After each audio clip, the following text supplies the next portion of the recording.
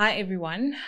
This is Putanang Motsielwa, And I'm Tinyiko Mhlari Mahuma.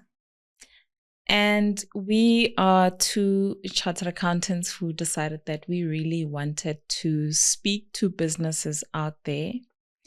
And we founded PSTM in 2010. And so this is our 16th year in existence now.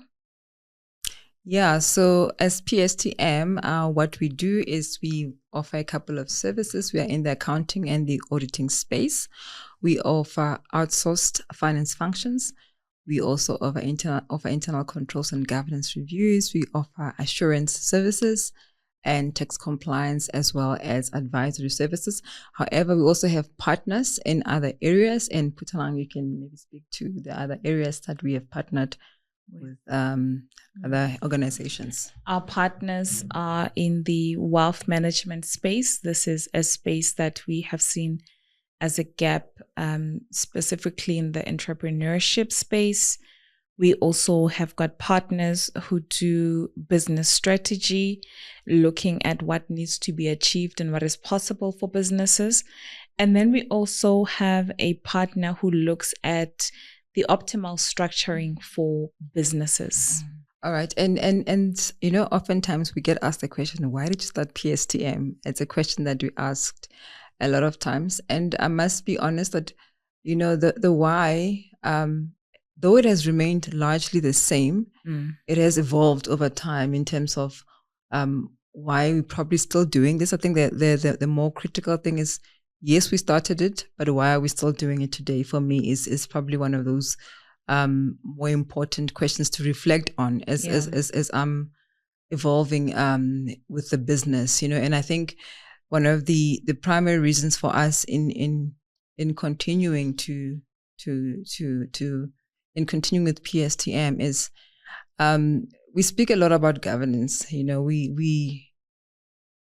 We prioritize governance, and there's a reason why we prioritize it, because financial governance is for me a cornerstone for any functioning business, for any functioning state, and any functioning economy. If there is no financial governance that is fully functioning in the business or in the state, it is very easy for that stage to crumble, for that business to crumble. So for us, it is a cornerstone in ensuring that these are functioning effectively. It contributes to building a sustainable business, a sustainable state, and overall a sustainable economy. And it helps to create and build wealth for all of us, for the businesses, for the state, as well as the economy at large. And maybe let me just, explain how we as PSTM contribute to this financial governance. Yeah. So the how for us is that we provide support to various types of organizations, SMMEs, large companies and corporates, as well as the state itself, nonprofit companies. And we do this to support, like Tinyiko said, the building of the sustainable economy, but also really to ensure that we are building wealth among a larger group of people. There is a lot of money to be made. And so our services support all of these different companies and organizations to do that.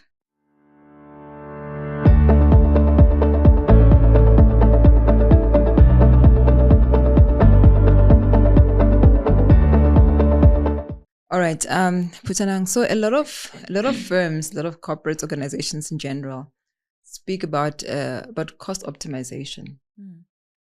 How is the approach of cost optimization different from simple cost cutting? Thank you for that question, because that is a critical distinction. Cost cutting is normally short term, and oftentimes it damages capability, meaning a lot of the time when you do simple cost cutting, you're just saying, I'm spending 10 million on staff. I need to get this down to 6 million. And that's a very simplistic way of saying, I'm going to save 4 million. But when you analyze further, you're going to realize that within that 4 million, there's somebody with so much history about our company and has got a lot of knowledge, institutional knowledge, which is something that a lot of us don't really want to willingly lose. If we can keep it, we want to keep it. So that will be cost cutting. And that's what I mean when I say that we damage our own capability and capacity. Our approach, which talks to cost optimization, focuses rather on cost transparency, meaning can we understand what is the value of this cost, not necessarily the cost of the cost, but the value that this particular cost provides to the business. What is the value that is being created by this particular cost? Could be a person, could be a contract that we have outsourced services to somebody outside. And then also to understand what is the sustainability. If we cut this contract out, what does it mean to tomorrow when this contract is no longer in place? Okay. How does it impact our operations and our relationship with our stakeholders, which are key? We want to keep those intact. So what we do is we help organizations to understand what drives cost, what adds value, what can be eliminated without compromising on the performance or adding on risk that now needs to be managed further. This includes reviewing your procurement models in the company, looking at the overhead structures, what they support, looking at processes and any inefficiencies that we could identify there, as well as looking at governance controls and what those entail in your particular environment. While we're also ensuring that we've got the savings that we are achieving being measurable and embedded, right? There's no point in saying, here's a 1 million rand saving, but then 9 months later, the cost has just creeped back up. We want to make sure it's sustainable. We also need to have an understanding sometimes, in our experience, what we've seen is that you cannot cost cut all the way. At some point, we need to start having a revenue conversation and possibly even a business model conversation. You know, some costs we cannot do away with if we're saying this is the business we wanting to run. So I've got a follow-up question for you there. So cost optimization, cost cutting, I understand that. But how then, once you've identified the savings, how do you ensure that the savings are sustained? What we do is we link your cost saving or cost optimization initiatives directly to accountability. So this is the person or this is the departmental head, or, you know, it's specific to a person. We link it to specific controls that we know we have put in place, and we identify them and we say this goes with these controls. And then obviously there's also performance metrics, which speaks to the accountability again. We make sure that we take everybody along to embed the cost savings to make sure that these costs don't creep up again at a later stage, as I said. So savings are built into the budgets, and there's a general understanding because these are socialized. We monitor these through performance, through management reporting, and then we support the internal control so that they don't reverse after a certain period. I think what we have seen is that finance often feels very disconnected from the business. Finance often feels that business makes decisions without consulting them, the finance department, and that they are not included in making key business decisions which always affect the money. The finance department is taking care of the money. So how do you bridge the gap between finance sitting there, seen as a support function? We don't need to talk to them. And operations making their operational decisions, not including finance? How do we bridge that gap? Yeah, so I've actually personally experienced this when I was working at an organization at a point in time, and I remember at that time the manager who was responsible for both operations and finance was very, very clear that we need to ensure that as finance we are not left behind because business moves in real time. So you need to ensure that as finance you're not left behind, and that always stuck with me. And I think it's one thing that also at PSTM we practice. What we do is that we position finance as a strategic business partner and not a reporting function. So oftentimes people look at finance as a reporting function. Finance has got to play a very critical role in translating that strategy into financial insights, commercial decision making, and ensuring that we are there when it comes to managing the risks, that our risks are adjusted for the financial impact of managing that risk from a financial perspective. So it's important that we help the finance teams to move from reporting what happened. It's very important to know what happened because it does assist you in determining where you're going. But we need to shift from reporting what happened to shaping what should happen. Where is the business going? And finance should be working along with it. So we can do this through various means. But one of the ways that we can do this is through forecasting, scenario modeling and decision support. It's very important for us as finance professionals to ensure that we are working hand in hand with business. We shouldn't wait for business to come to us. We should be proactive in approaching business and say, we are part and parcel of the business as well. Okay, I hear you, but can you please tell us, what does that working hand in hand with business look like in real life? All right. So in practice, so what this would mean is that it would mean that we need to align our financial metrics with operational drivers. We need to improve our management dashboards and ensure that finance leaders are equipped to challenge, advise, and support business in real time.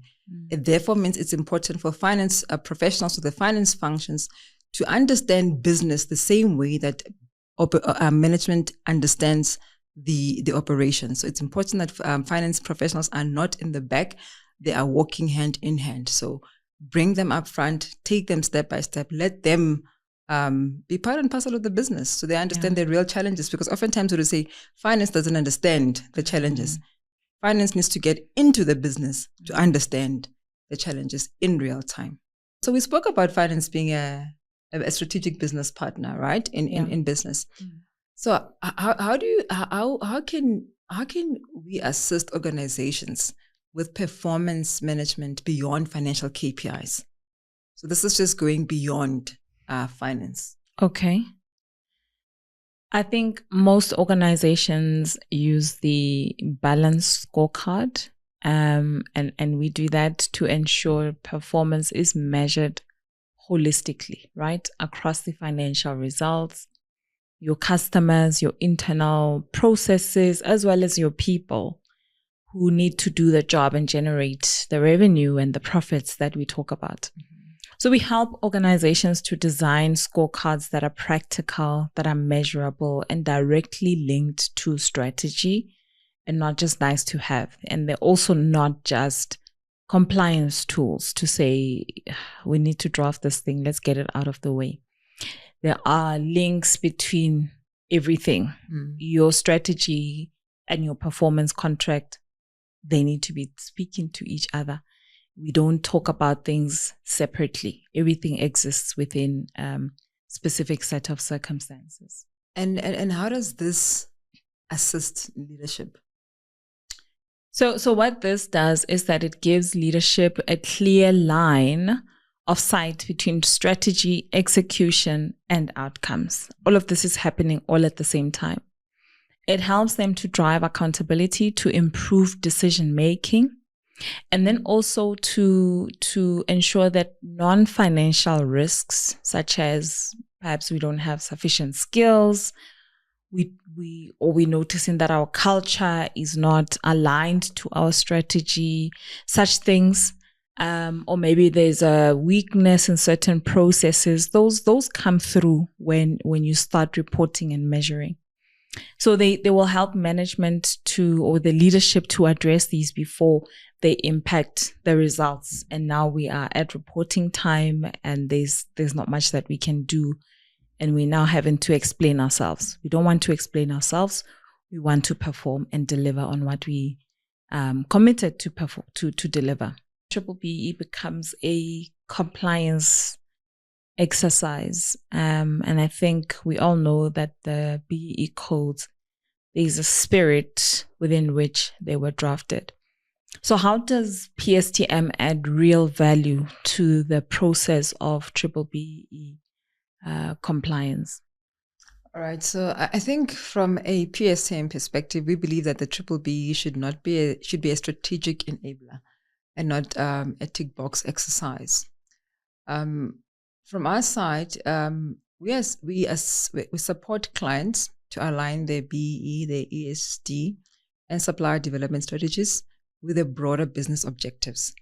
So we look at what are the goals of this particular entity and how can we align those to what the business is trying to achieve. So transformation also drives the resilience, the supply chain sustainability, and we can then add long-term value. Yeah. Okay.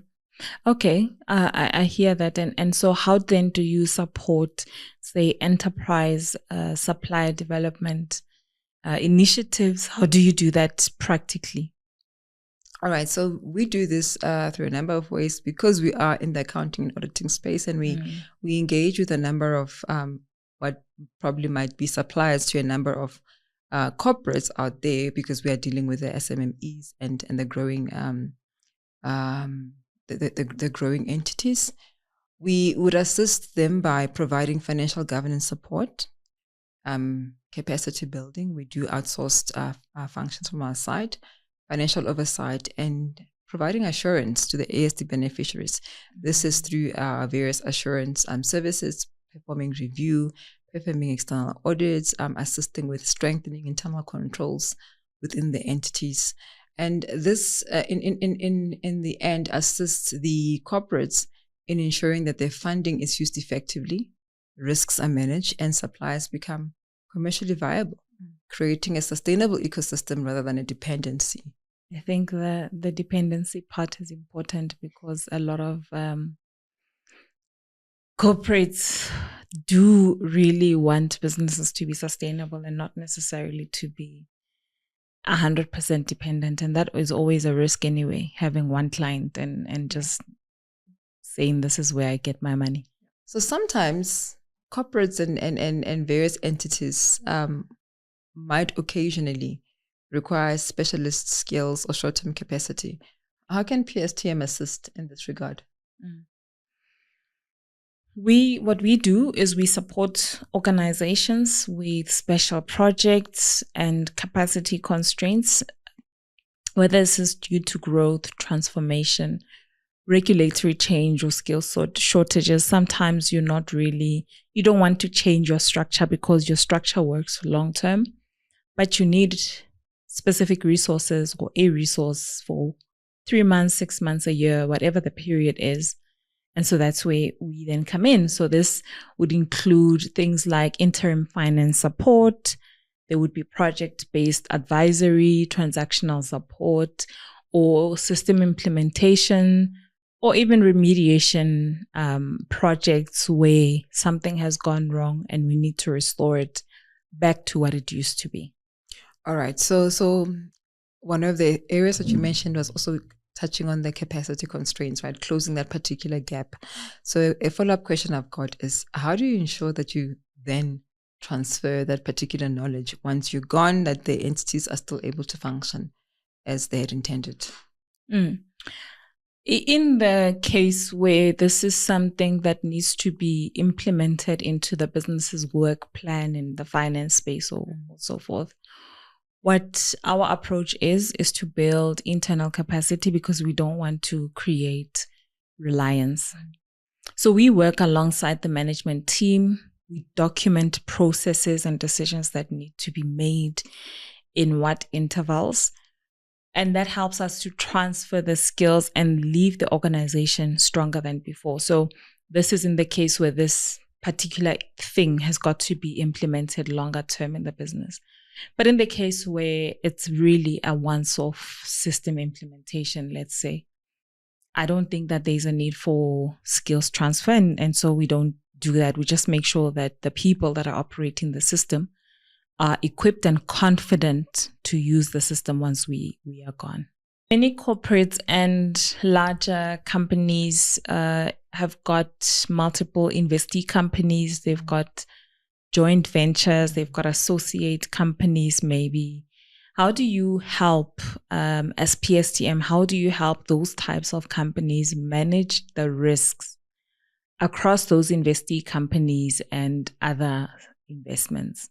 Yeah, very important. This is quite critical because as a shareholder, you are wanting to measure your return whenever you've made an investment. So what we do at PSTM is we can provide over and above the service that we mentioned from a outsourced finance function perspective is also we can provide independent external assurance services. So we can provide that over this various investee companies, over these JVs, whatever strategic partnerships, whatever form they may take. And this would include reviewing financial reporting, looking at the controls, reviewing the governance structures, the compliance, and this would then assist in giving the shareholders and the boards the confidence that the risks within the various entities are understood and they are managed. Okay, all right. And then so what value does those services that you speak of, what value do they provide beyond the statutory audits? All right. Again, this is very, very important. And I think when you spoke earlier on, you spoke about, especially if it's the external auditors, they come after you've implemented and they're reviewing what has been implemented. So very, very critical.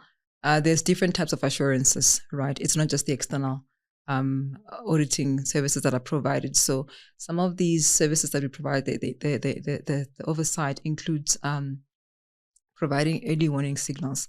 So we come in as, for example, as you are designing a control and not even when you're implementing it. So as we're designing to say, this is the risk that we've identified. This is how we plan to mitigate it.